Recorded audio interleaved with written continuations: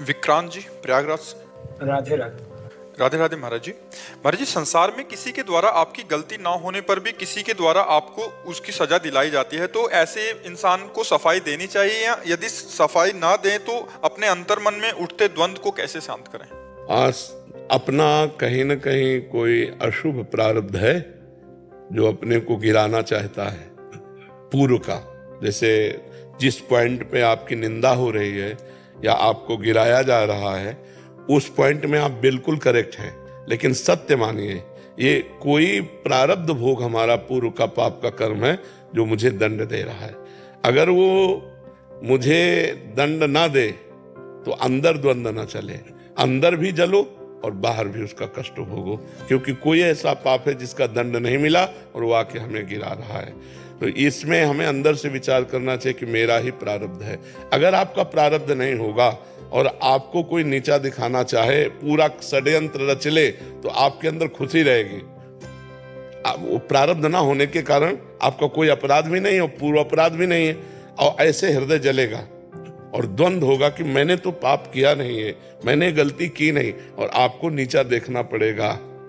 यदि वो पाप है तो आप बिल्कुल पूरी सफाई पेश कीजिए, फिर भी आपको नीचा देखना पड़ेगा। तो वो ये जान करके भोग लेना चाहिए कि मेरा ही कोई पूर्व प्रारब्ध है, और अगर नहीं है तो आप मौन रहिए, अपने आप प्रकाशित हो जाओगे। आपको सफाई देने की जरूरत नहीं पड़ेगी, अपने आप सामने वाले को भगवान नीचा दिखा देंगे जो आपको नीचा दिखाना चाहता है। पर कभी कभी ऐसा होता है कि जैसे कई हमने पाप किए, जैसे बहुत जन्मों में बहुत से पाप हो जाते हैं, ना उस कानूनी दंड मिला और ना भागवतिक दंड मिला, तो वो पाप वैसे सुरक्षित बढ़ता रहता है और हमको ऐसी जगह फंसाता है जहां हम निरपराध होते हैं, पर वो होता हमारे पाप का दंड है। एक सज्जन पुरुष रहते थे, तो उनके घर के सामने एक स्वर्णकार का मकान था। वो अपने मकान में ही दुकान रखे हुए था स्वर्णकार की, तो उसका बहुत बेईमानी का स्वरूप था। और वो उनके पास जब रात्रि में गश्त देते आते तो दो सरकारी कर्मचारी उन्हीं के पास बैठते, खाते पीते, रात में वहीं शयन करते। अब उनको धीरे धीरे मित्रता हो गई, राज कर्मचारियों को पूरा पता चला कौन से बॉक्स में कहाँ क्या रहता है, कैसे। अब उनका मन खराब हुआ राज कर्मचारियों का कि अगर इसकी हत्या कर दी जाए तो इसका इतना धन, तो उन्होंने ऐसा कर दिया।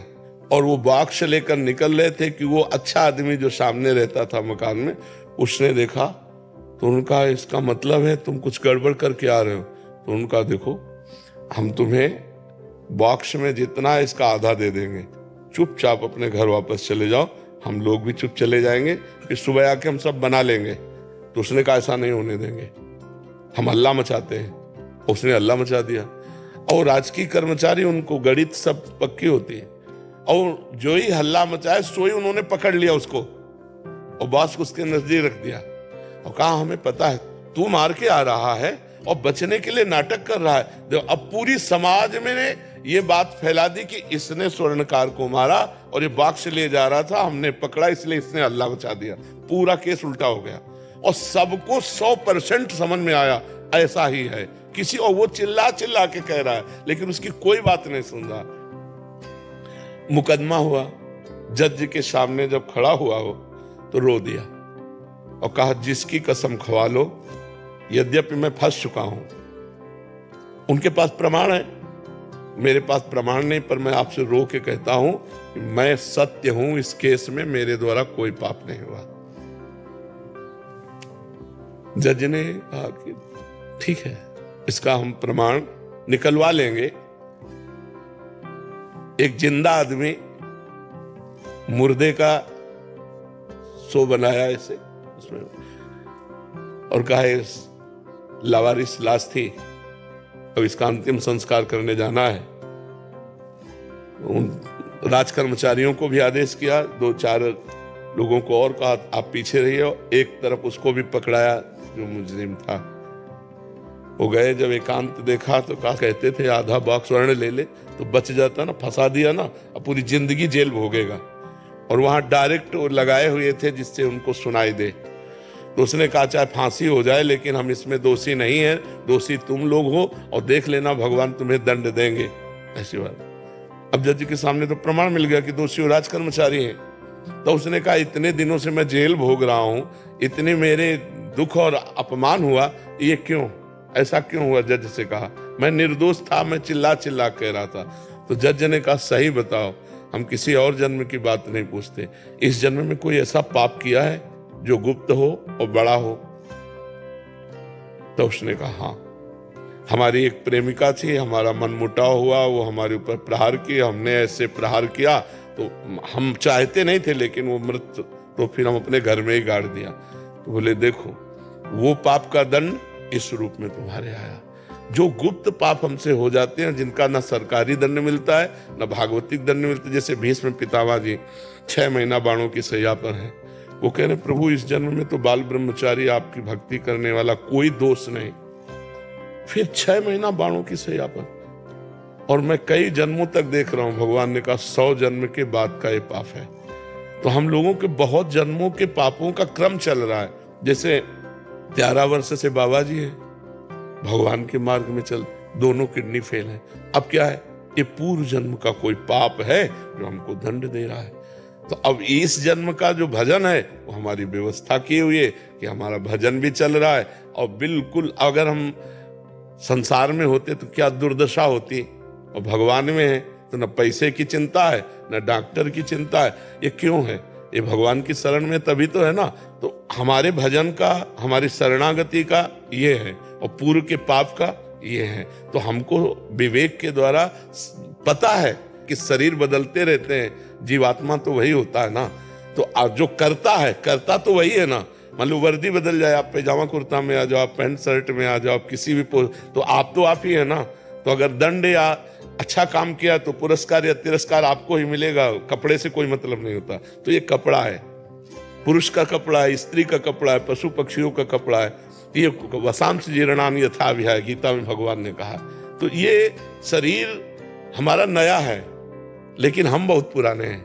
अनेकों जन्मों से हम कर्म करते चले आ रहे हैं। हमें धैर्य पूर्वक रहना चाहिए और भगवान से प्रार्थना करनी चाहिए कि हमें इतना साहस दो। माना कि मेरा ही कर्म कोई होगा, पर मुझे इतना साहस दो कि मैं बिना विकार के अंदर से सह जाऊं और आगे बढ़ूं। और नाम जप करते हैं महाराज, ऐसे तो नहीं करना पड़ेगा। मनुष्य जीवन व्यर्थ हो जाएगा। नाम जप, ये पद कितने दिन रहेगा विचार करो, ये शरीर कितने दिन रहेगा। पूर्व में पुण्य भी बनाना, तो आप ऐसे पद पर आए, आप हमारे भारत की सेवा में हैं। अब आपको ऐसा बनना चाहिए कि इससे भी आगे पद है ना, कि अगर हमारा मनुष्य जन्म हो तो हम भारत के उन पदों पे पहुंचे जिससे हम अधिक से अधिक समाज की सेवा कर सके। कभी भी भय या प्रलोभन से किसी निर्दोष को दंड मत देना और दोषी को बख्शना नहीं। इसी कर्तव्य की पूजा को भगवान को समर्पित करना और नाम जप जितना मन मावे। हम कह रहे पैसा तो लगता नहीं नाम जप में ना, जैसे आप ऐसे हो राधा राधा राधा राधा राधा राधा, आप खुद देखना, आपको शांति मिल जाएगी, आपकी बुद्धि प्रवीण हो जाएगी, आपका आत्मबल बढ़ जाएगा। आप नाम जप जो प्रिय हो, राम कृष्ण हरि, जो नाम प्रिय हो आपको वो नाम जप कीजिए। और हर घंटे में अपने एक एक घंटे के समय को श्री कृष्णार्पणमस्तु, हे प्रभु 1 घंटे में जो भी हमारी संसारिक सेवा हुई वो मैं आपको समर्पित कर। कुछ दिन करके देख लीजिए, फिर आप हमें बताइएगा कि हर 1 घंटे को भगवान के चरणों में समर्पित कीजिए। नाम जब जितना बन सके कीजिए, कोई नशा तो नहीं है, बस फिर आप देख लीजिएगा। और कभी भय या प्रलोभन में मत आइएगा। हमारी ये बात गांठ बांध लेना, कभी प्रलोभन में मत आना। जो भारत सरकार दे रही उसी में नमक रोटी खाना और अपने अधिकार का शासन पूर्वक पालन करो। अपने द्वारा कभी कोई गलती न होने पाए। देखो ऐसे सिंहवत चलोगे और चंद रुपए में अगर आपकी बात ओपन हो जाती है तो जिंदगी भर आप कभी ऐसे नहीं चल सकते। तो वो रुपया किस काम का जो हमें इतना झुका दे, रौंद दे।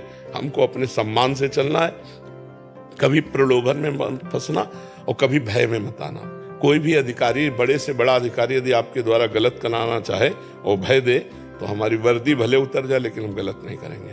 तो भगवान यही वर्दी थोड़ी है, वो और पोजीशन दे देंगे।